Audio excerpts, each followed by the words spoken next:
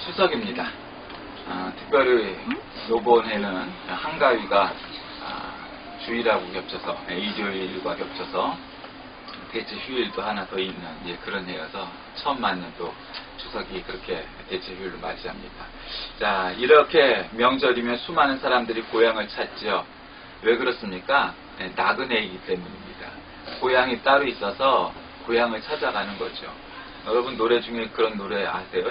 오래된 노래인데 인생은 나그네 길 어디서 왔다가 어디로 가는가 구름이 흘러가듯 떠돌다 가는 길에 정일랑 두지 말자 미련일랑 두지 말자 인생은 나그네 길 어디서 왔다가 어디로 가는가 인생은 벌거숭이 빈손으로 왔다가 빈손으로 가는가 뭐 이런 거죠.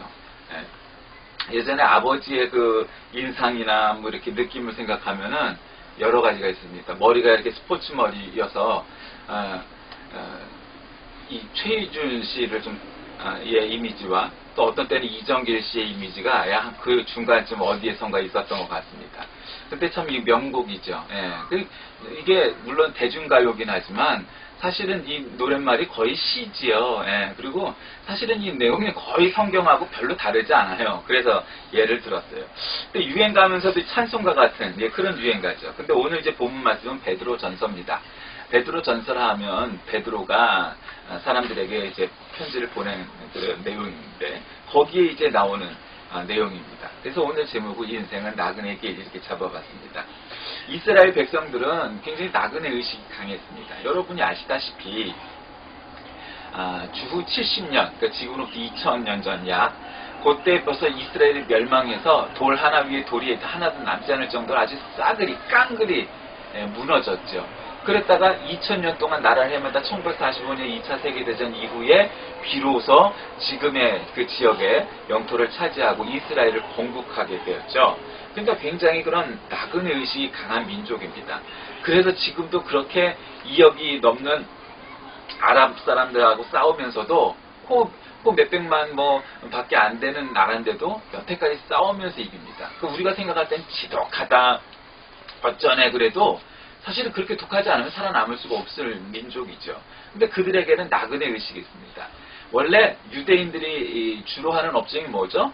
금융업, 다이아몬드를 비롯한 이 광물이나 보석 이런 것을 세계 유대인들이 다 잡고 있죠. 그래서 왜 그럴까요? 유대인들은 이 부동산 같은데 요즘은 많이 있지만 기본적으로는 부동산에 투자하지 않아요. 왜냐하면 그건 천재지변이 일어나면 가져갈 수가 있거나 지킬 수가 없기 때문이죠. 그런데 금융이라든가 이게 다이아몬드는 부피도 작거나 없어도 얼마든지 융통 가능하기 때문에 그런 걸 하죠. 왜 그럴까요? 그들에게는 나그네 의식이 있었기 때문이에요. 살다 보면 내가 지금 사는 데가 제2의 고향이지. 물론 그렇죠. 그런데요, 암만 그래봐야 외국 나가 살고 있는 우리 동포들 보세요. 독일 가서 평생을 살았던 국제시장에 나왔던 광부들과 간호사도 결국 저 남해에 돌아와서 거기다 독일말 만들고 독일식으로 살고 있지만 그래도 한국 돌아와서 죽는 것, 수구지심이 있는 것이 사람 마음이죠. 자, 그래서 오늘은 그런 나그네 의식, 그게 무엇인가 한번 알아보려고 합니다. 자, 첫째로 나그네 의식이란 뭐냐? 나그네에게는 고향이 있습니다. 나그네는 어느 곳을 떠돌지라도 고향이 그리울 때가 있는 거죠. 아마 여러분 우리가 먹고 사는데 별 지장 없고 어떤 아무도 나를 붙잡지 않는다면 어쩌면 여러분 나이를 불문하고 배낭 하나 메고 세계 여행하라면 하실 분들 참 많잖아요. 왜요? TV에서 보니까 그냥 신기한 것도 많고 세계를 유람하면서 여행하면 얼마나 좋을 것 같아요. 물론 이제 안전이 보장되고 경제적으로 완벽하고 이런단 말이에요. 누구라도 하고 싶어요.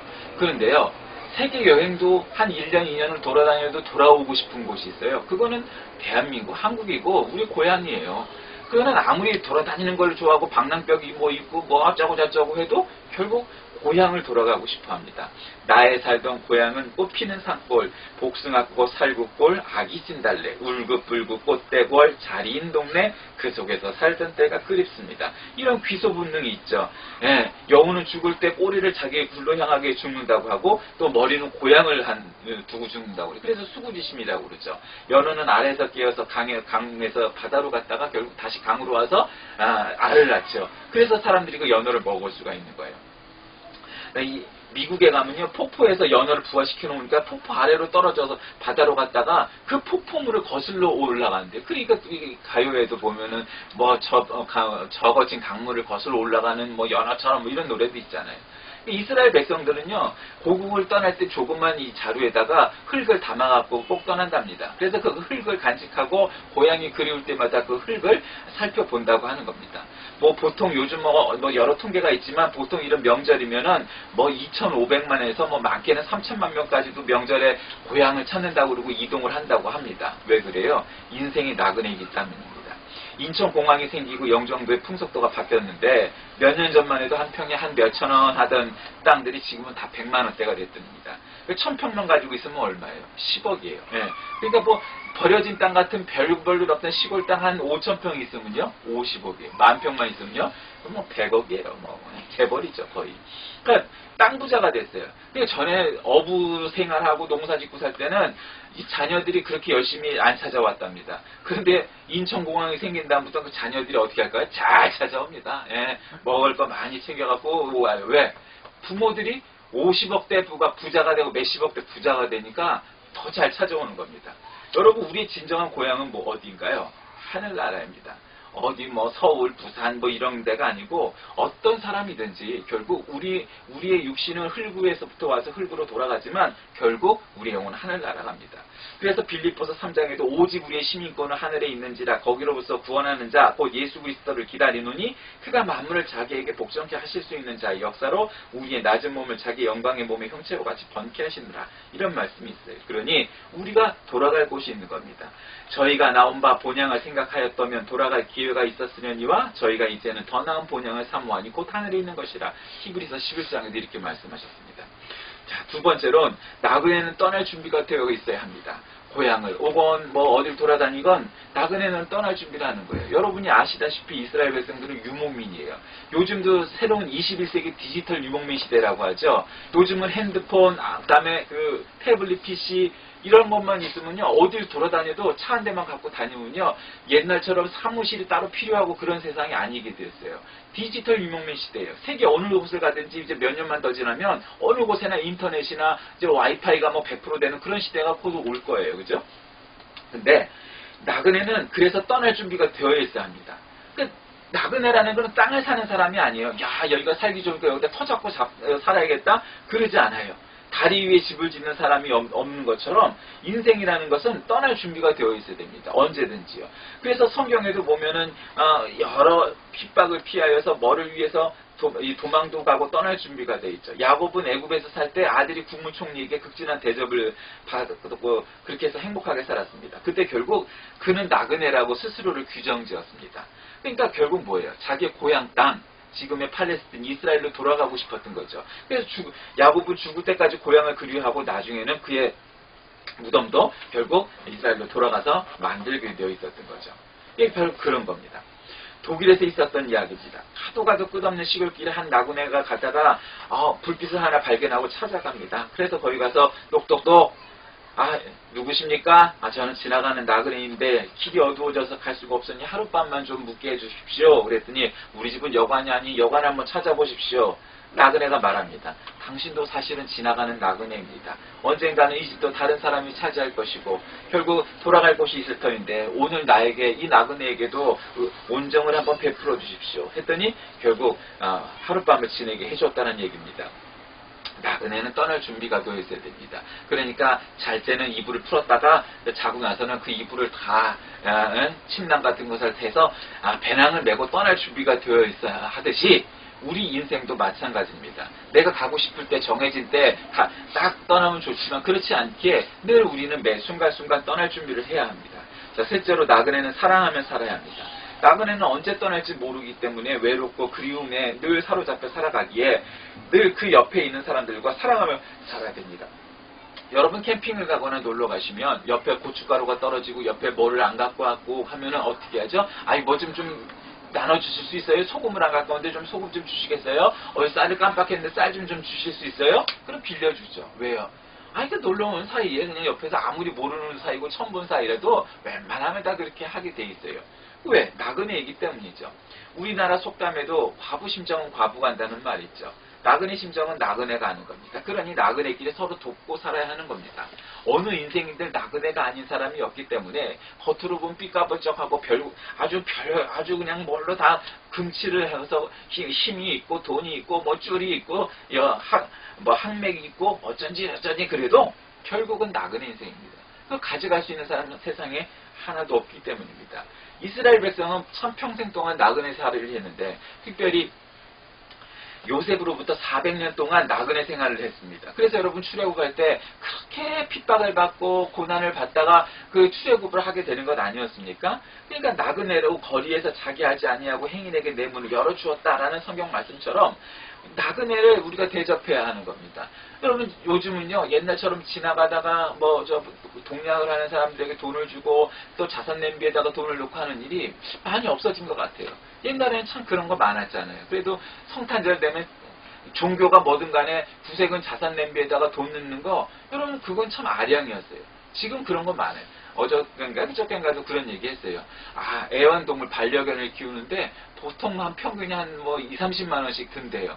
그게 나쁜 거는 아니에요. 취미생활 더 비싼 것도 있어요. 그런데 만약에 30만 원쯤 든다고 칩시다.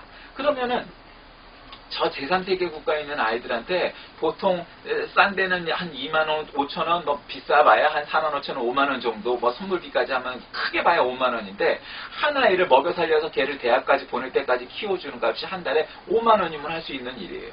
그런데 걔 키우자고 30만 원을 들이기보다 그것을 6명을 키우면 6명의 아이가 잘 자라나서 나한테 감사하고 그 아이들이 또 나처럼 그런 사람이 될 터인데 걔 한 마리 잘 키우고 이쁘자고 그거 하는 것은 제가 볼 땐 계산은 안 맞는다고 생각해요.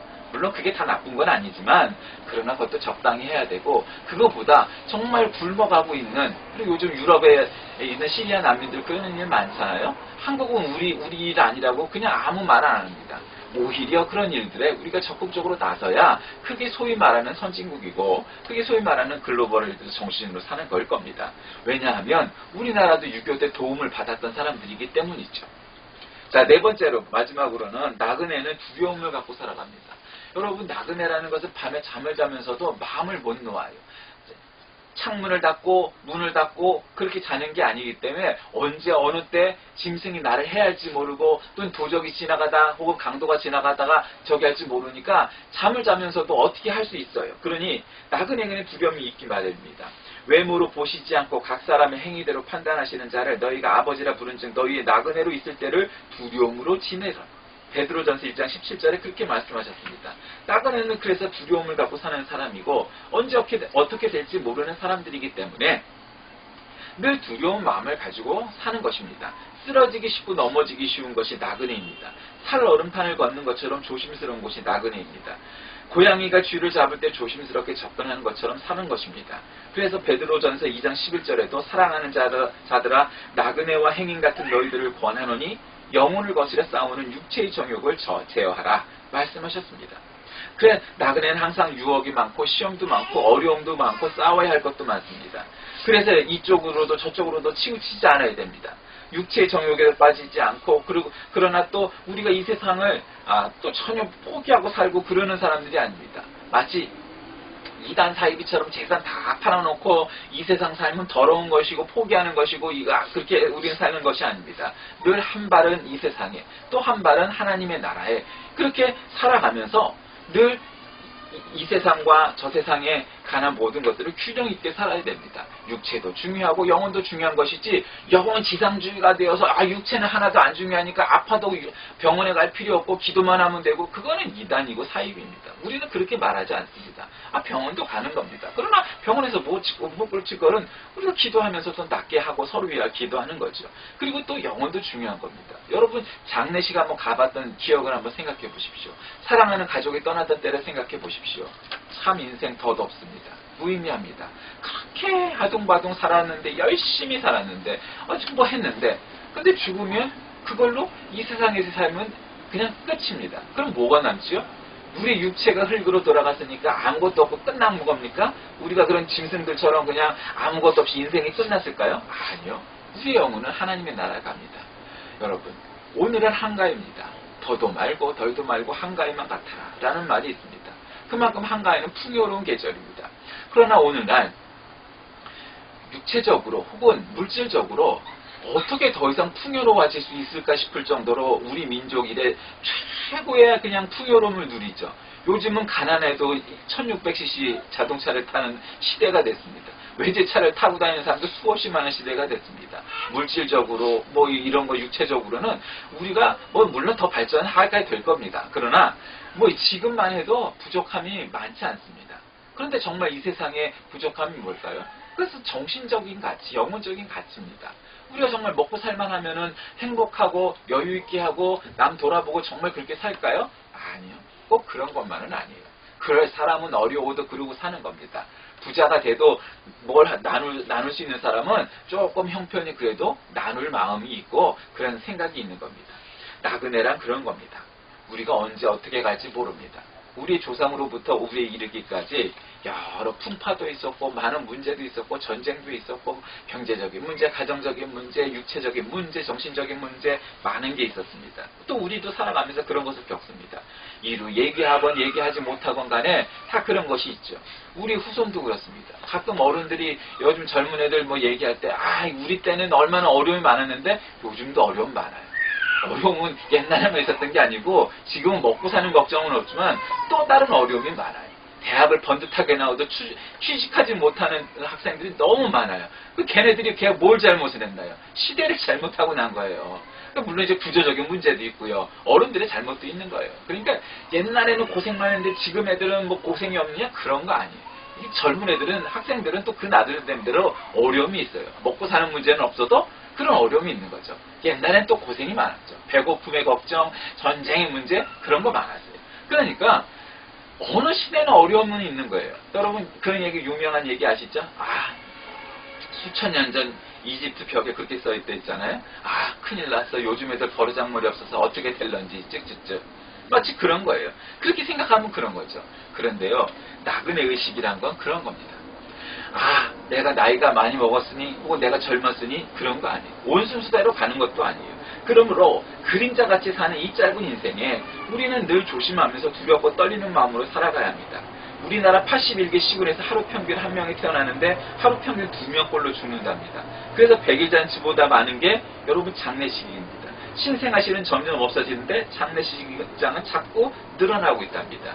여러분 이건 우리에게 가르쳐주는 바가 뭐예요? 나도 그 장례식장을 이용할 예비 고객이라는 사실을 여러분 기억하시기 바랍니다. 보험사들이 대기하고 있고 저 사람 언제 아프고 언제 죽을지 모르니까 보험 들게 하려는 예비 고객입니다. 우리의 삶이 바로 그런 나그네 같은 삶입니다. 자, 말씀을 정리합니다. 고향이 되면은 기쁜 마음으로 고향을 찾습니다. 얼마나 기쁘고 감사한 일입니까? 가족끼리 만나서 만난 음식도 먹고 서로의 정도 느끼고 서로 격려하고 사랑과 기쁨을 누립니다. 그러나 이 삶도 이게 길어야 100년일 겁니다. 결국 이 삶이 끝나면 우리의 돌아갈 본향, 고향이 있습니다. 이것이 나그네 의식입니다. 마치 이 세상의 것이 그냥 영원할 것처럼 모든 것인 것처럼 그렇게 살아서는 결코 인생이 성공하고 승리할 수 없습니다.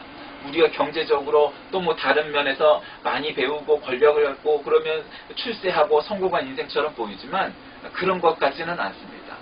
가만 보면 그런 사람도 있지만 결국 그 사람이 눈을 감을 때 얼마나 만족하고 얼마나 정말 기쁜 마음으로 눈을 감느냐, 만족함으로 눈을 감느냐, 아니면 아둥바둥 막 그냥 눈을 감느냐 하는 차이에서 오는 것 같습니다.